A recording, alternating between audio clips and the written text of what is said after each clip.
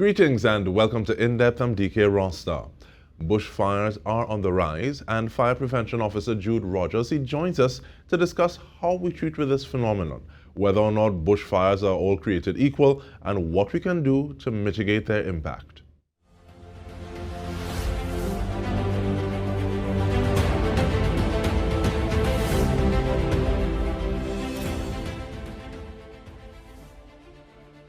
Thank you for joining us. So one of the things I like about our conversations is that you have a lot of statistics.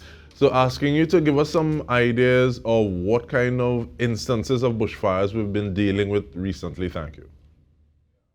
All right. So pleasant good day to your listeners. Pleasant good afternoon to everyone. So for the year 2023, we've gotten off to a very torrid start. As you know, the rainy season, the bushfire season begins at the 1st of every December and runs all the way down to the 30th of June of the following year. So normally rainfall sort of subsides a bit from January into March. So we started off the year pretty okay, and we went into the month of March where we had 1,108 bushfires throughout Trinidad and Tobago that was responded to by the Trinidad and Tobago Fire Service. Now, as compared to the month of February, we only had 128 bushfires that we responded to. And I dare say that when the statistics are in for the month of April, we could see an exponential rise anywhere in the vicinity of about 1,500 bushfires for the month of April, given what we're seeing currently occurring. And the way that you're giving me this information of Fire Prevention Officer Rogers, sometimes it feels as though I'm talking to someone from the Met Service a little bit, which I appreciate. Who are some of the partners that you would work with in terms of like saying, okay, well, this normally happens at this point in time, so we need to prepare, we need to get ready, we need to pull resources together. Who are some of those individuals that help you forecast and sometimes even mitigate?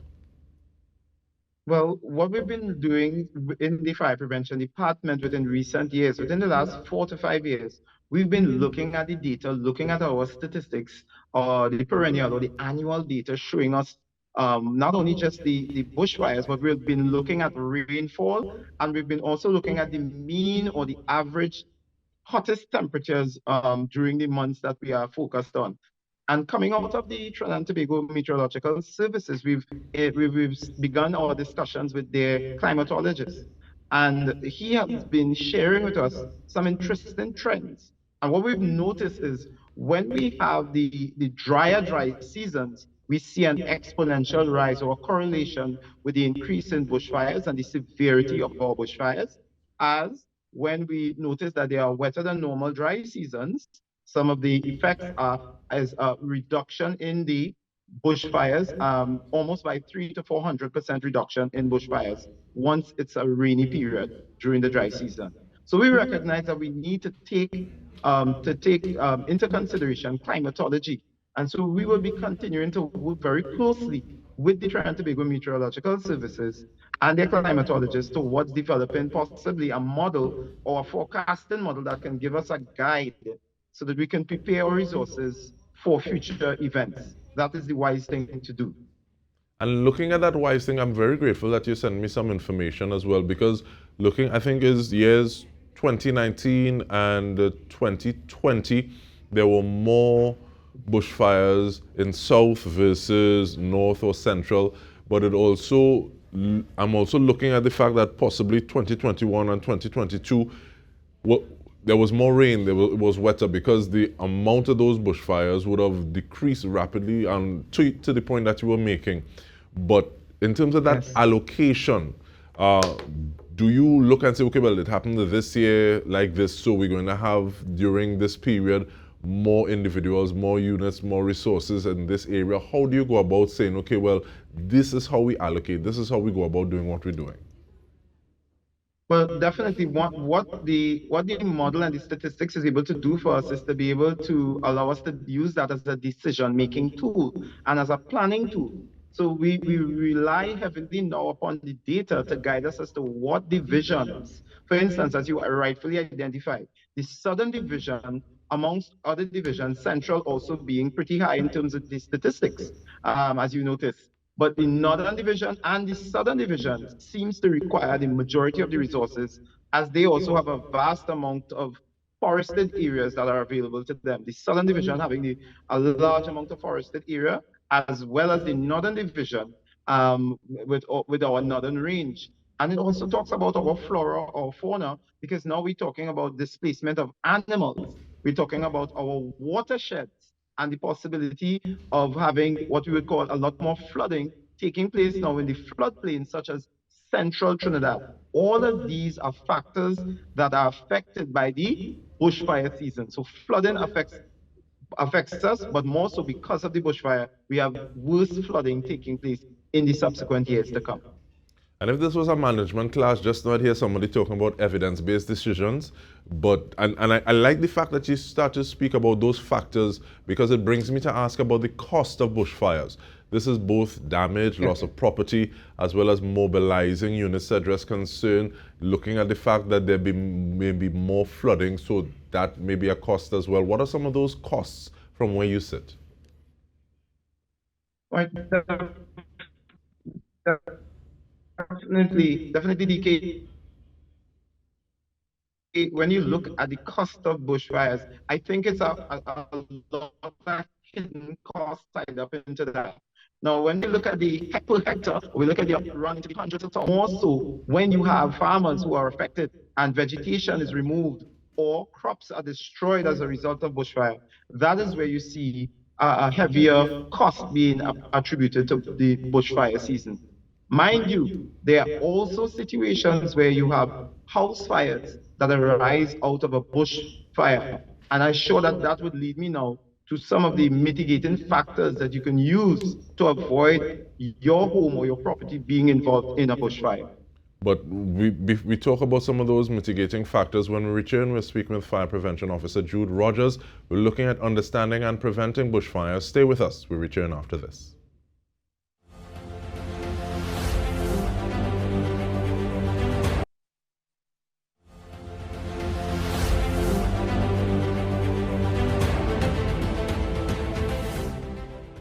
Welcome back. We are speaking bushfires with Fire Prevention Officer Jude Rogers. And even before we get to mitigation, Officer Rogers, I want to ask whether or not there are different ways in which bushfires are treated.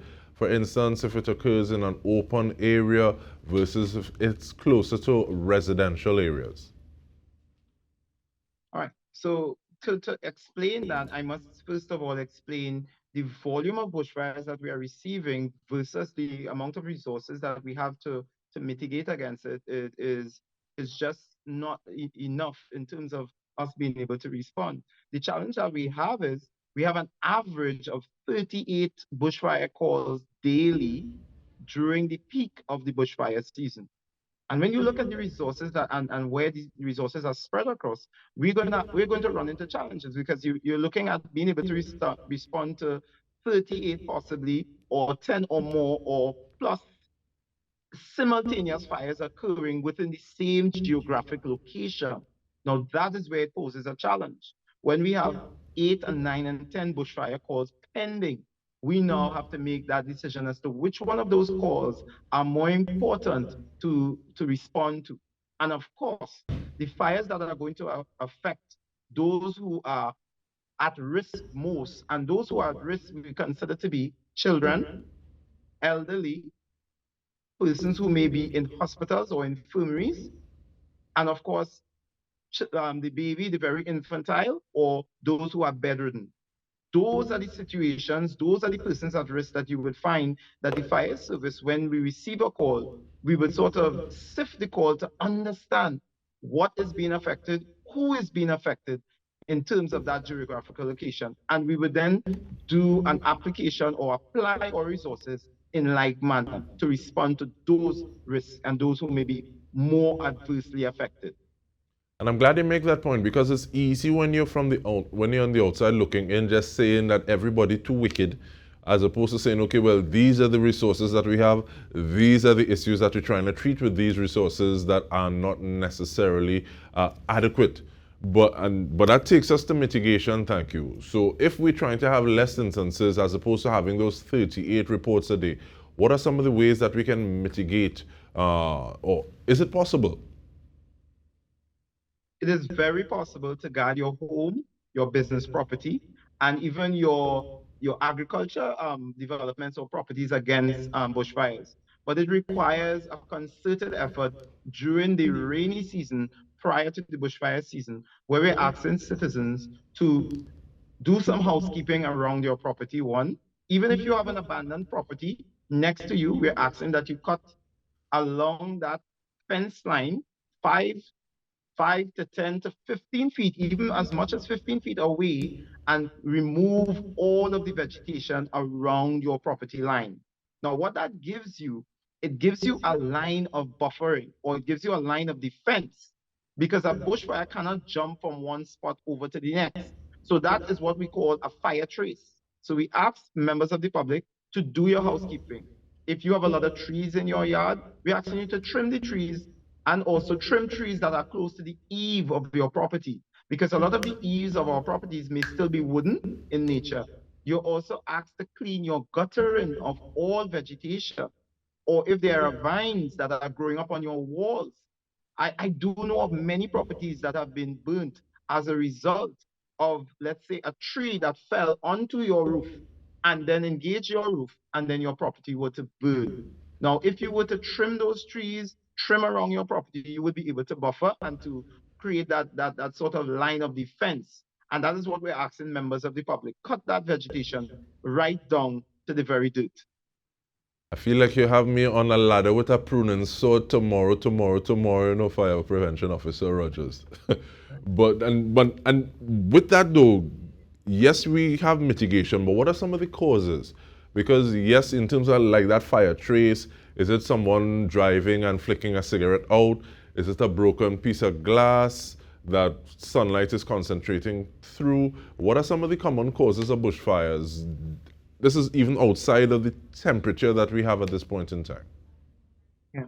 So just let's look at first of all, whether these fires are being set deliberately, or whether these are what we call accidental or indiscriminate burning. And sadly, the statistics are pointing us to the fact that the cause of the majority of some of these fires are actually intentional. There are persons who may be, as you know, cutting for agricultural purposes, and they may not seek from the fire service one of the mechanisms which has been put in place through the Agricultural Fires Act of 1965.